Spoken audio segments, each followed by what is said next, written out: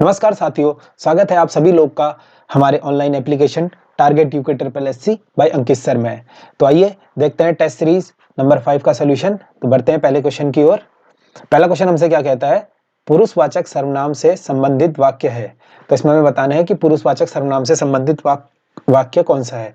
तो इसका option D बिल्कुल सही हो जाएगा, वह आवश्यक कार्य से अजमेर गया है। ठीक है, बात करें पुरुषवाचक सर्वनाम की, तो पुरुषवाचक सर्वनाम कितने प्रकार के होते हैं? 3 प्रकार के। सबसे पहला आता है हमारा उत्तम पुरुष, उत्तम पुरुषवाचक सर्वनाम। ठीक है, दूसरा आता है हमारा मध्यम पुरुष और तीसरा आता है हमारा अन्य पुरुष। ठीक है, उत्तम पुरुष का हमारा कौन कौन सा हो जाएगा? मैं, वक्ता और हम। उत्तम पुरुष में वक्ता होता है, मध्यम पुरुष होता है तुम या आप। बात करें अन्य पुरुष की, तो अन्य पुरुष में क्या होता है? वह, वे। तो ये किसका भाग हो जाएगा? हमारे अन्य पुरुष का। ऑप्शन ए क्या कहता है? कल कोई आया था। इसमें क्या हो जाएगा हमारा? कोई शब्द आ गया तो सीधा सीधा अनिश्चयवाचक सर्वनाम। ठीक है। ऑप्शन सी क्या कहता है हमसे? वे लोग कहाँ जा रहे थे। यहाँ पे आप क्वेश्चन मार्क कर लीजिएगा, इसके पीछे क्वेश्चन मार्क होगा।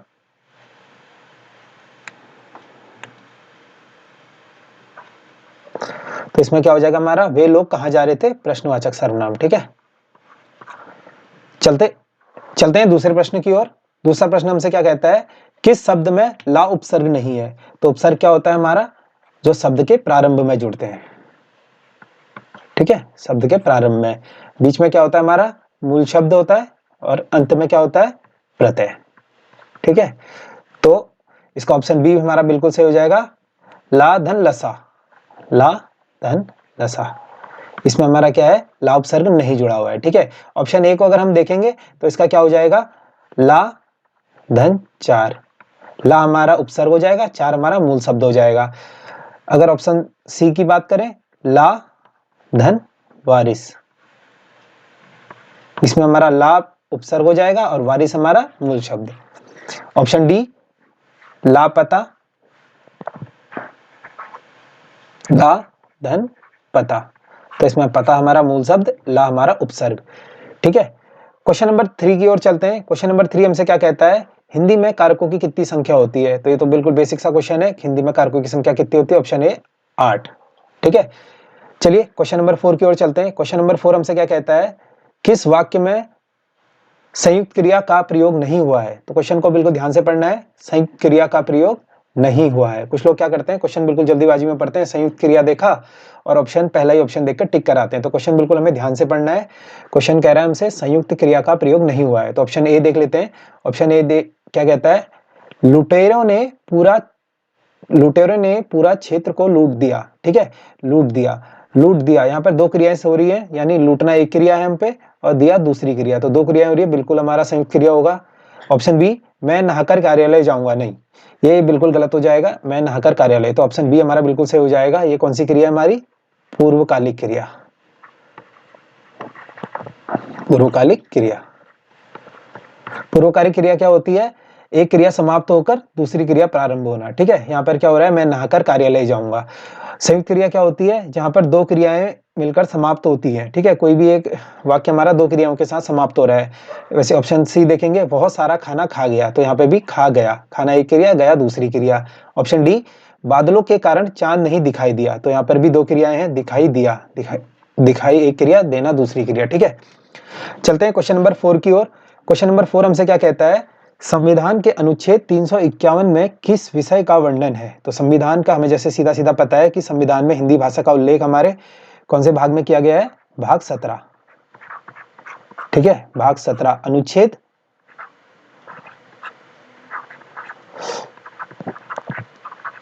अनुच्छेद हमारे 343 से 351 तक। ठीक है, तो 351 हमसे क्या कहता है, हिंदी भाषा के विकास संबंधित निर्देश। इसका ऑप्शन ए बिल्कुल सही हो जाएगा, हिंदी भाषा के विकास संबंधित निर्देश। ठीक है, अगर बात करें ऑप्शन बी की, तो संघ की राजभाषा कौन से आर्टिकल में आती है? हमारे आर्टिकल नंबर 343 में।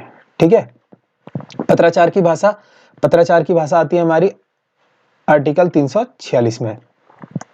ऑप्शन डी उच्चतम न्यायालय की भाषा आती है हमारे अनुच्छेद 348 में। बात करें हम राजभाषा आयोग की, तो राजभाषा आयोग कौन से आर्टिकल में आता है? अनुच्छेद 344 में। ठीक है, चलते हैं अगले क्वेश्चन की ओर। क्वेश्चन नंबर 6 हमसे क्या कहता है? निम्नलिखित में से तत्सम शब्द कौन सा है? तो इसमें हमें बताना है कि तत्सम शब्द कौन सा है। ठीक है, तो इसका हो जाएगा ऑप्शन नंबर सी, बिल्कुल सही हो जाएगा हमारा। कवि क्या है? हमारा तत्सम शब्द है। बात करें हम ऑप्शन नंबर ए की, तो ए हमारा क्या है? तद्भव शब्द है। इसका तत्सम क्या हो जाएगा हमारा? अमूल्य।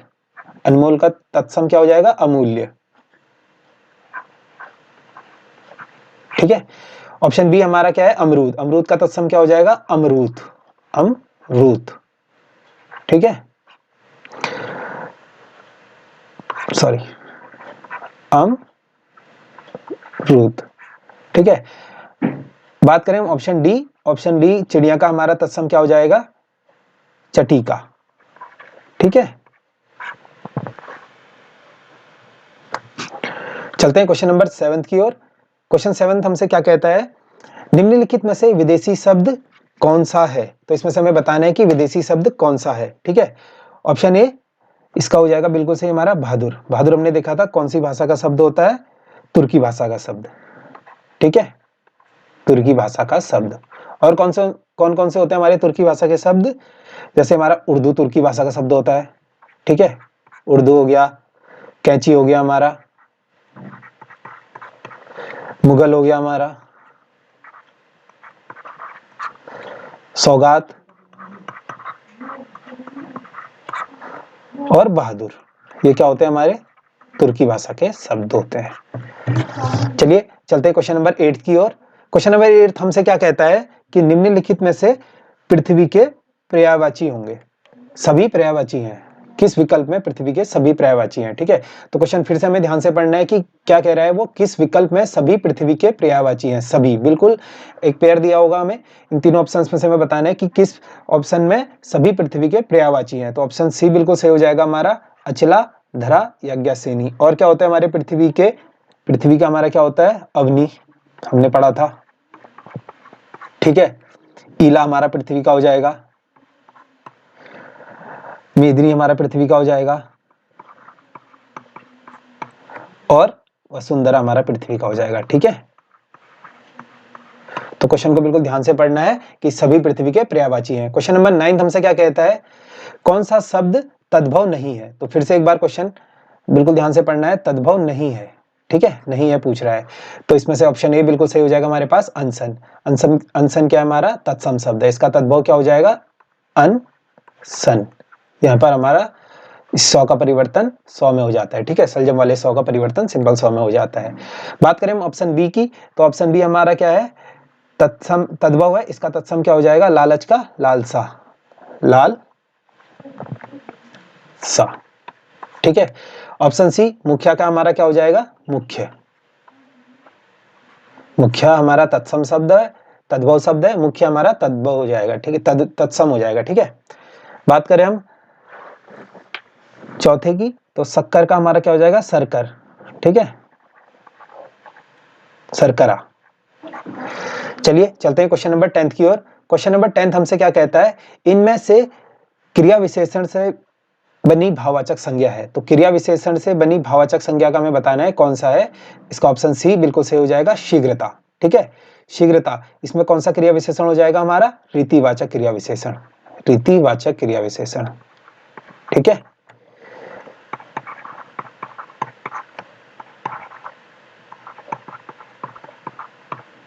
अपने जैसे कि हम रीतिवाचक क्रिया विशेषण का कैसे पता करते हैं, इसमें हम क्वेश्चन करते हैं कैसे।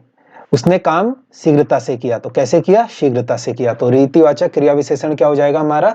शीघ्रता। ठीक है, शीघ्रता का भाव।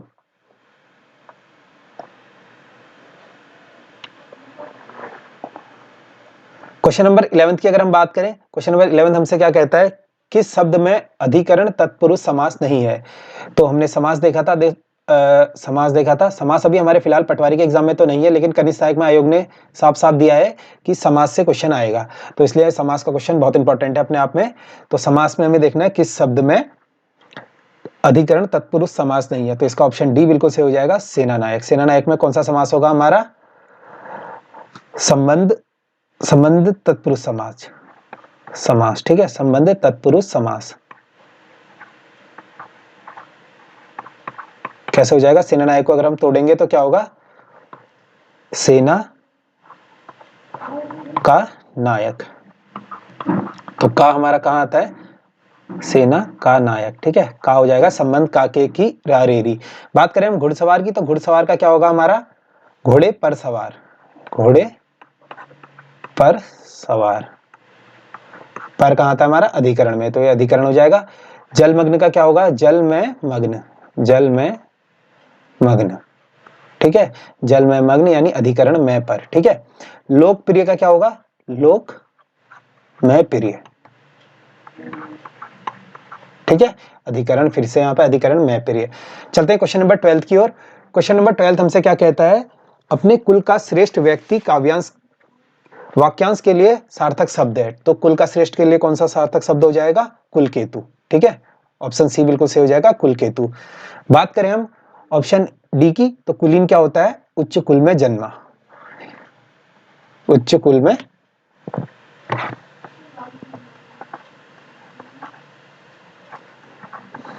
में जन्मा, ठीक है। ऑप्शन ए कुलंगार क्या होता है? कुलंगार क्या होता है? अपने कुल का नाश करने वाला व्यक्ति, ठीक है, अपने कुल का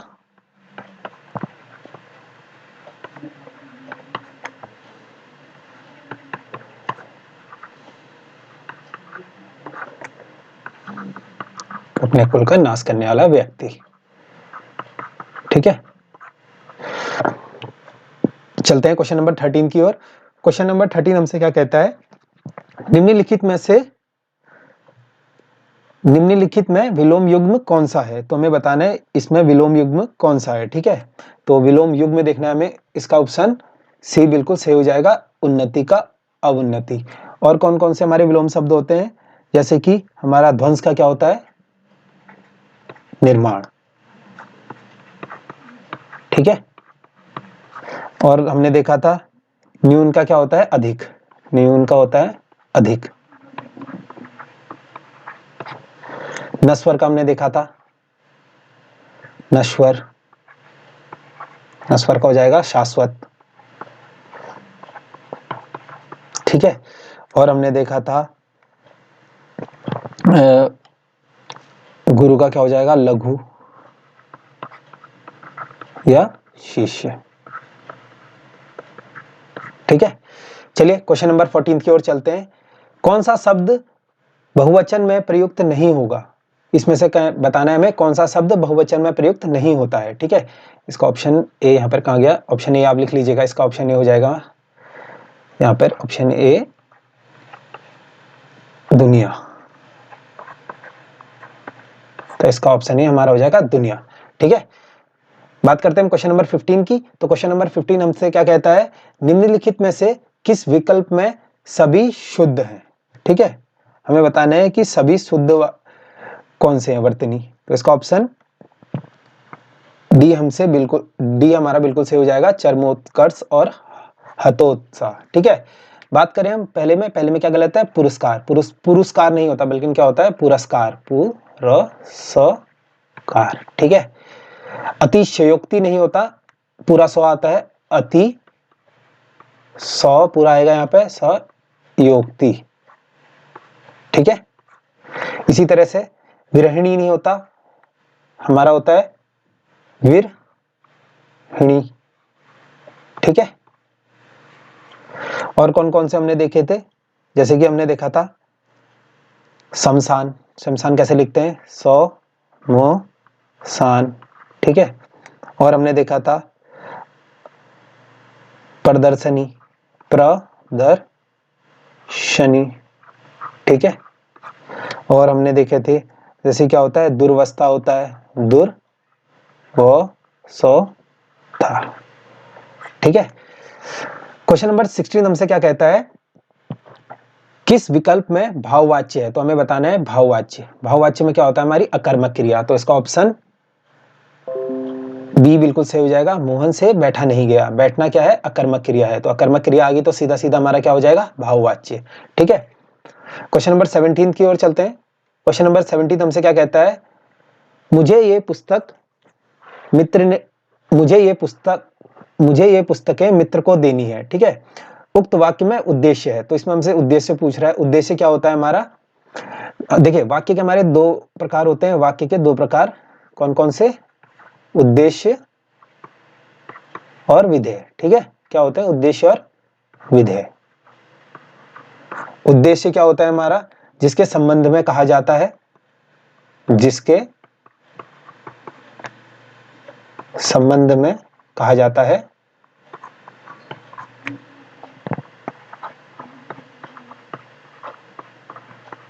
ठीक है, जिसके संबंध में कहा जाता है। और विधेय होता है हमारा जो कुछ उसके संबंध में कहा जाता है।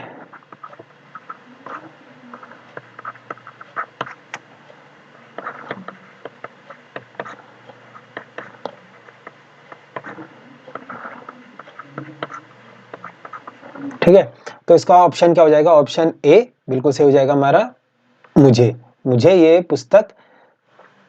पुस्तकें मित्र को देनी है। ठीक है, उद्देश्य पूछ रहा है तो जिसके संबंध में कहा जाता है। ठीक है, मुझे ये पुस्तकें मित्र को देनी है। क्वेश्चन नंबर 18 की ओर चलते हैं। क्वेश्चन नंबर 18 हमसे क्या कहता है? बीजारोपण करने का भाव अर्थ क्या होगा? तो बीजारोपण का हमें जैसे हमने देखा है कि यार इसका बीजारोपण करना है यानी आरंभ करना है, यानी किसी कार्य को शुरू करना। ठीक है, हम बोलते हैं, आम बोलचाल भाषा में आपने सुना होगा कि चलो यार इसका बीजारोपण करते हैं, या अलग ये दो चार और चीजें सुनी होंगी आपने। ठीक है, तो इसका सीधा सीधा हो जाएगा आरंभ करना। क्वेश्चन नंबर 19 क्या कहता है?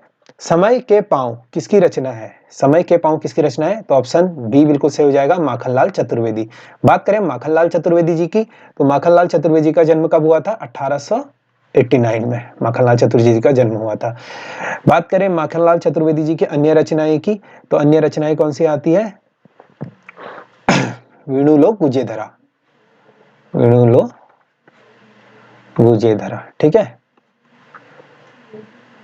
माखनलाल चतुर्वेदी जी को साहित्य अकादमी कब मिला था? 1955 में। कौन सी रचना के लिए? हिम तरंगिणी। हिम तरंगिणी। ठीक है, हिम तरंगिणी के लिए साहित्य अकादमी मिला था। माखनलाल चतुर्वेदी द्वारा पत्रिकाएं कौन कौन सी थी? पत्रिका हमने देखा था प्रभा, करमवीर और प्रताप। ठीक है, क्वेश्चन नंबर 20 अगर हम देखें, दक्षिणी ध्रुव पर जाने वाली पहली भारतीय महिला है। तो दक्षिणी ध्रुव पर जाने वाली पहली महिला कौन सी है? विनीता फर्तियाल। ठीक है, ऑप्शन सी बिल्कुल सही हो जाएगा, विनीता फर्तियाल इसका आंसर हमारी दक्षिणी ध्रुव पर जाने वाली पहली भारतीय महिला है। ठीक है, कब गई थी ये? 1994 में। ठीक है।